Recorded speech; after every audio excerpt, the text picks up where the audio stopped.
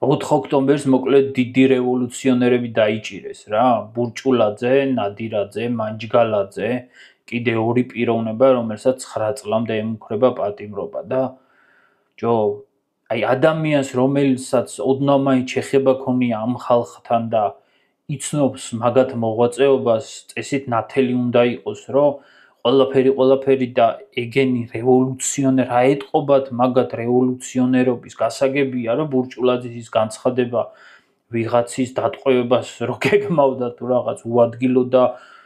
უდარო იყო, მით უმეტეს, როცა არანაირი ბერკეტი არ გაქვს და არანაირი ძალაუფლება არ გაქვს მისი დატყვევება. ამიტომ კიდევ უფრო მიძლიერდება იმის ეჭვი, რომ პრეზიდენტის სასახლეში შეჭრის მცდელობასთან ერთად ეგ იყო დადგმული სპექტაკლი და მოატყუეს, რომ არ ვიცი, ან ძალოვნები იყვნენ ხალხის მხარეს, ან რაღაცა, თორე სხვა მხრივ მაგ განცხადების აზრსაც ვერ პოულობ და ირაკლი ნადირაძეს კიდე რაც შეეხება, არ ვიცი, 16-17 წლის წინ გავიცანი ეგ ადამიანი და რავი, პატიოსანი ადამიანი,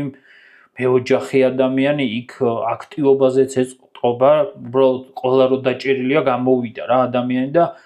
პარლამენტთანაც ბოლოს დაჭერას მარტო პატიოსნად ეროდებოდა რა რევოლუციონერი და რა იარაღი და რეებს ლაპარაკობ ბოლო-ბოლო. ეტყობა მაგას რამე